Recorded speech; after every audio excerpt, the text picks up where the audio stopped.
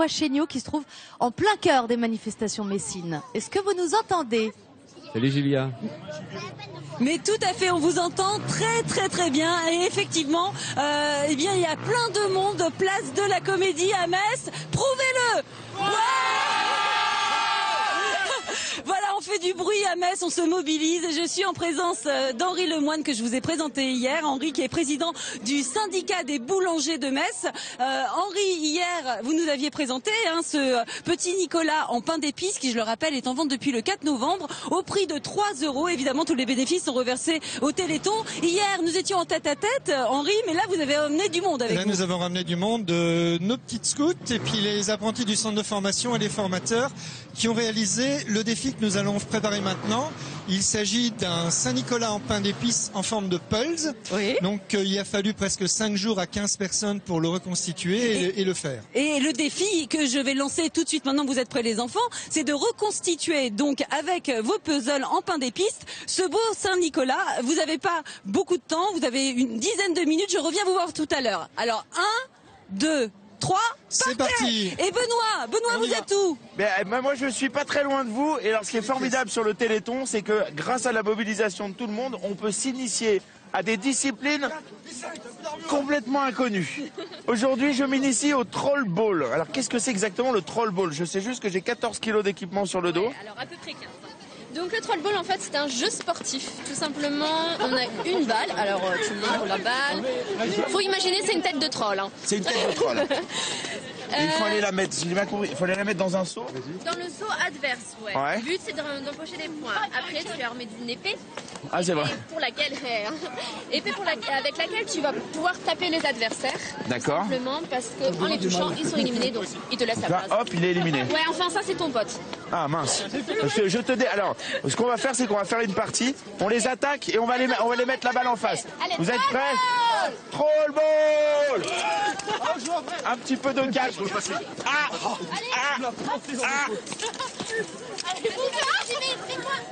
C'est bon, ils m'ont paralysé. Ça n'a pas l'air de la tarte, le troll ball. Alors, écoutez, moi, je suis devant une ferme. Et oui, c'est étonnant, place de la Comédie. Nous avons reconstitué une ferme grâce à Adrien, l'agriculteur qui m'a initié à la conduite du tracteur hier. Adrien est venu avec une vache, mais aussi avec des moutons, avec des brebis, avec des lapins. Et ça va, la vache, elle a l'air un petit peu énervée. Mais bon, c'est bon, il y a une barrière. Ne vous inquiétez pas, Laurence, parce que je suis également en présence de Noé. Bonjour Noé. Bonjour. Noé et sa maman Laurence. Alors Noé, je crois que toi tu adores les animaux, non? Oui, je les adore. Mais qu'est-ce que tu aimes particulièrement comme animal? Les otaries. Les otaries. Ah, alors non, j'ai pas ça sous la main, je suis désolée, place de la Comédie. J'ai pas d'otaries, mais tu as eu la chance, je crois, de te rendre dans un zoo, le zoo d'Amnéville, là, qui se trouve à côté de Metz. Et je crois que tu as rencontré notamment des otaries. Oui, je les ai rencontrés. Et bon, alors justement, pour en avoir la preuve, je vous propose qu'on regarde un petit reportage sur cette journée extraordinaire et on en parle ensuite. Noé est atteint d'une maladie rare, une canalopathie. Les muscles, les sont tout raides. Ils sont totalement contractés. J'arrive plus à décontracter pendant un certain moment. Quand je suis debout, je ne peux pas marcher longtemps. Et là, je suis obligée d'être en fauteuil pour que j'ai plus d'énergie. Je commence à un peu fatiguée. En dehors de sa famille, il trouve du réconfort auprès des animaux. Les animaux ne jugent pas sur ma maladie. Les chiens, les chats, les hamsters, tous les animaux mignons me comprennent. Je me sens proche d'eux par la pensée. Noé a un rêve, approcher des animaux sauvages. L'animal, je ne demande même pas qu'il me regarde et il me regarde. Tout grâce à la fille. Il y a certains animaux qui n'ont pas beaucoup d'endurance, comme moi. Viens parmi nous, Noé. En place? Viens, Watson. Stay. Tu viens avec moi? Pointe la nageoire comme ça et il va la soulever. Comme ça, tu peux regarder. Là, c'est du muscle. Tout son nez. T'as vu comme c'est dur? Ah oui. C'est dur et musclé. Hop. Oui. du poisson. Tu prends dans le seau, n'importe, les gros, les petits, et hop, dans la bouche, n'aie pas peur. Tu fais un gros coucou avec ta main droite. Ok. C'est bien, Watson, bravo. Gros câlin. C'est bien, Watson. Et voilà, maintenant t'es tout mouillé, tu sens le poisson comme moi. Si je serais un animal, je serais une otarie. Je pourrais y faire plaisir aux personnes. Et vraiment, j'étais jaloux de toi, je voulais être à ta place. Qui on va voir maintenant? C'est la vétérinaire. Donc ça, c'est un ibis rouge. Et bientôt, il va pouvoir retourner avec tous les autres. Est-ce qu'il y a des animaux qui peuvent avoir ma maladie? Il y a forcément un animal, par exemple chez le chien ou chez le cheval, qui ont des muscles importants et peuvent développer, eux, des maladies particulières, que ce soit au niveau nerveux, musculaire, moteur, oui, ça se ressemble.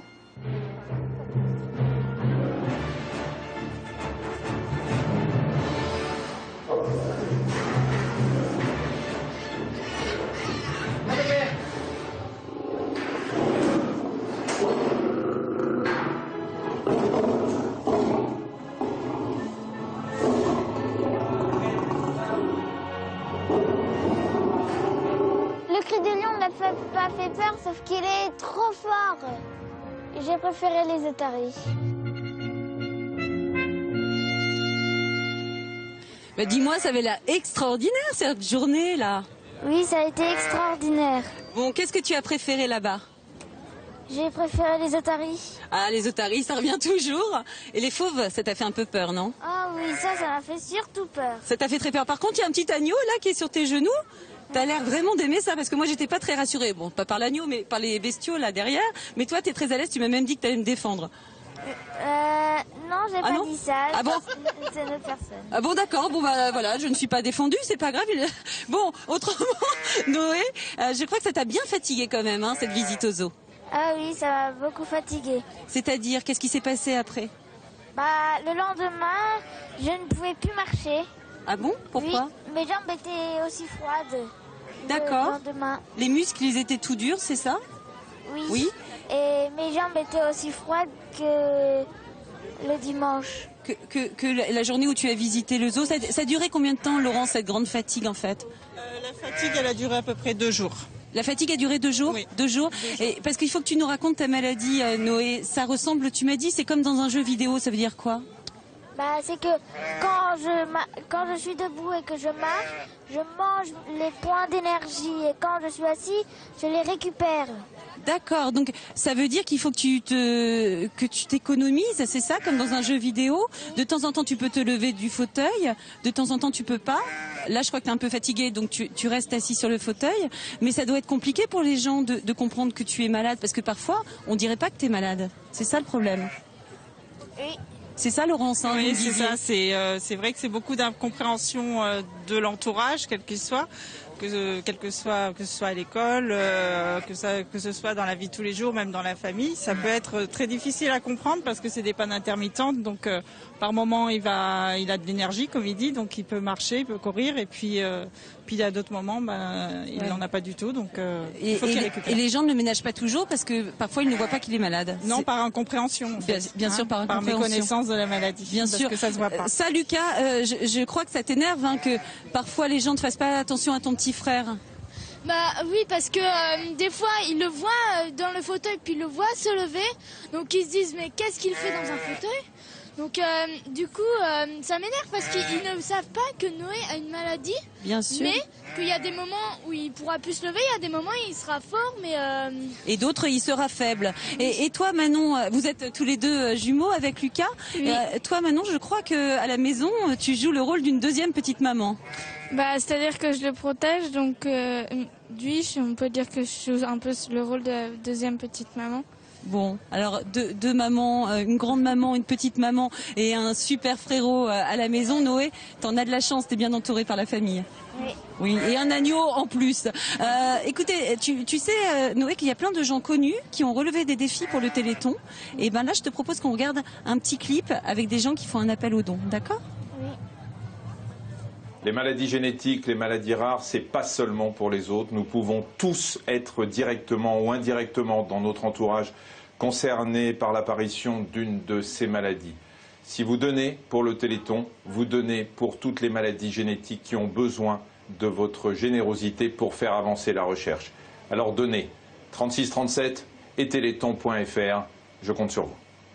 Depuis près de 30 ans, un merveilleux élan de solidarité rassemble les Français. Cette année, encore une fois, plus que jamais, faites un don au Téléthon. Appelez le 3637 ou sur Internet. Téléthon.fr. C'est bon, allez-y. Et nous nous retrouvons toujours place de la Comédie pour le défi puzzle. Je vous le rappelle, il faut reconstituer un Saint-Nicolas en pain d'épices. Alors les enfants, vous tenez le bon bout. Vous vous faites aider évidemment par les apprentis boulangers, Henri. bien sûr. Mais écoutez, vous aurez fini dans une dizaine de minutes. On aura fini, oui, et puis elles sont encore plus efficaces que les apprentis. Elles ont un esprit de déduction qui nous épate, elles vont très très vite. C'est la magie des enfants. Ah, oui, oui. Écoutez, je ne sais pas si Benoît a cet esprit de déduction, mais je crois qu'il a besoin de se remettre un peu de ses efforts sportifs de tout à l'heure. Vous êtes où, Benoît? Eh bien écoutez, je me suis fait rosser de la plus belle des façons par ces manants de troll-balleurs. Mais heureusement, je suis tombé sur l'association des infirmières. Alors elles organisent toutes sortes d'activités d'accueil plus ou moins agréables, mais non, très très agréables. Racontez-moi comment vous prenez part au Téléthon. Aujourd'hui, on est là pour faire de la prise de tension, du lavage des mains, de la prévention sur à peu près tous les virus de l'hiver. Voilà, tout ça pour le Téléthon, pour participer, pour encourager les dons. Un don, une prise de tension. Non, la température, on avait dit non. Non, il fait un peu trop froid. Dit non. Mais moi, je vous encourage à venir nombreux ici, place de la Comédie, voir les infirmières, parce que franchement, elles connaissent leur boulot. C'est très très agréable. Et en plus, ça peut aider vraiment le Téléthon. Donc venez vite. Qu'est-ce que vous faites là? Vous prenez la tension? Elle est bonne? Elle est bonne, 13,7. 13,7. Parfait. Voilà. Il faudrait juste se souffler encore là-dedans. Alors, vous prenez une grande inspiration et vous soufflez. Alors, Julia, je crois que vous êtes à côté d'un kayak. Oui, écoutez, je suis toujours à côté de la place de la Comédie à Metz, en bord de Moselle. Moi, quel vertige, je ne suis pas très à l'aise, mais je suis en présence de deux kayakistes de grand talent. En tout cas, ils vont faire quelque chose que je ne pourrais jamais faire de ma vie, à savoir sauter en kayak de ce pont. C'est un défi pour le Téléthon. Alors, on va commencer par qui ? Oui, par Caroline, on commence par Caroline. Alors, je vais vous lancer, Caroline. C'est haut, hein? 1, 2, 3. Voilà. Ouh là là là là là là. Caroline qui s'est bien réceptionnée. Et maintenant, c'est à vous, Nicolas.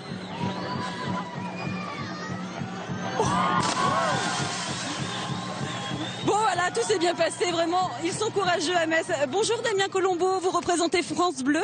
Bonsoir Julien, bonsoir à tous. Alors je crois que France Bleu s'est largement mobilisé ces derniers jours pour le Téléthon. Racontez-nous ce que vous avez fait. Effectivement, on a installé notre studio délocalisé ici à Metz, place de la Comédie.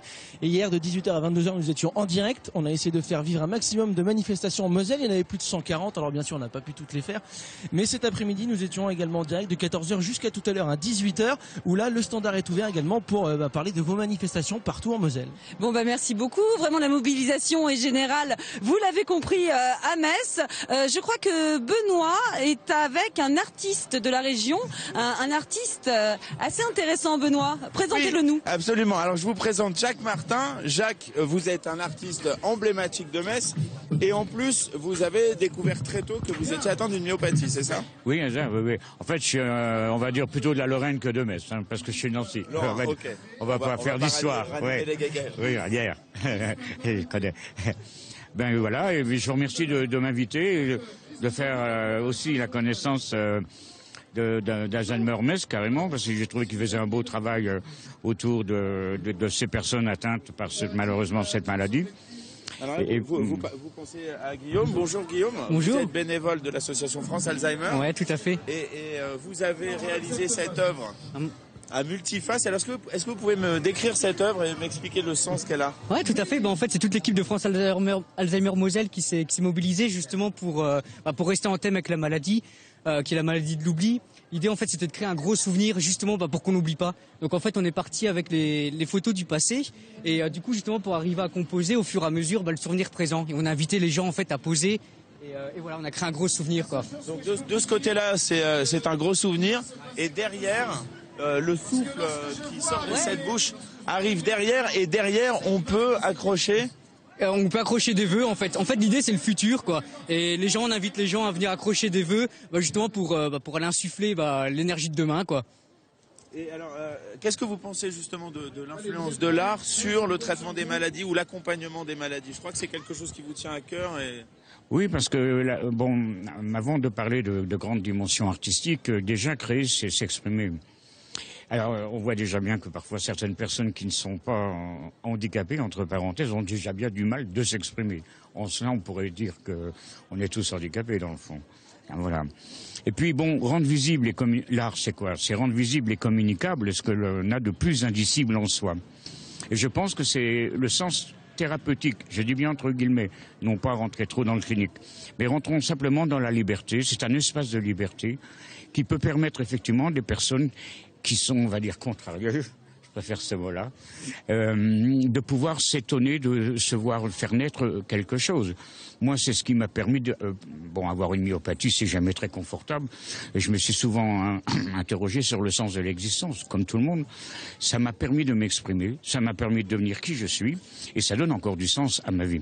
D'accord. Alors, Guillaume, je crois que vous vouliez également rendre hommage à vos partenaires qui sont derrière, ouais, tout à fait. Dans cette aventure. Exactement. Du Téléthon. Ouais, parce que le Téléthon, en fait, c'est avant tout une grande aventure. Et justement, on a pu participer avec l'équipe de collectif de photographes Bout d'Essai, qui nous ont permis justement de pouvoir réaliser cette fresque. Donc, du coup, je leur remercie. Je remercie aussi la ville de Metz et d'avoir participé à la fête. Enfin, c'était super. D'accord. Merci beaucoup. Bravo, Guillaume. Bravo. Voilà, et alors, on va retrouver Julia. Julia, où êtes-vous? Mais moi, je suis carrément sur scène avec toute la ville de Metz qui s'est rassemblée place de la Comédie. Du bruit, Metz! Alors, on vous l'avait dit tout à l'heure, il y avait un défi à relever de l'autre côté de la place. Ce défi concernait un puzzle à faire en pain d'épices qui devait représenter Saint-Nicolas. Un défi relevé par les enfants de Metz. Est-ce que le défi est réussi? Effectivement, le défi est réussi, comme tous les autres que vous avez relevés ici à Metz. Noé, tu es avec moi? Tout va bien? Oui, tout va bien. Alors, tu sais que je vais te présenter des artistes que tu connais, en fait, parce que tu as participé à un clip, c'est bien ça? C'était, en fait, l'hymne du Téléthon pour la ville de Metz. Ah ben, Benoît, vous êtes là! Comment ça va? Oh bah dis donc, vous avez l'air en forme. Ouais. Alors, cet hymne, qui l'a composé? C'est vous, Chris? Non?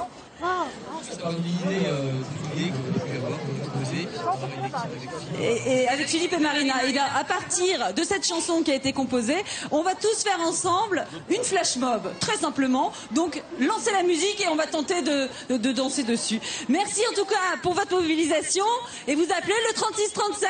Allez, bravo musique. Metz. Bravo Metz. Pour arracher des corps, les habitants du ensemble nous serons plus forts. La maladie, trouver contre nos thérapies. Qu'elles soient connues ou pas, elles ne sont plus rien au hasard.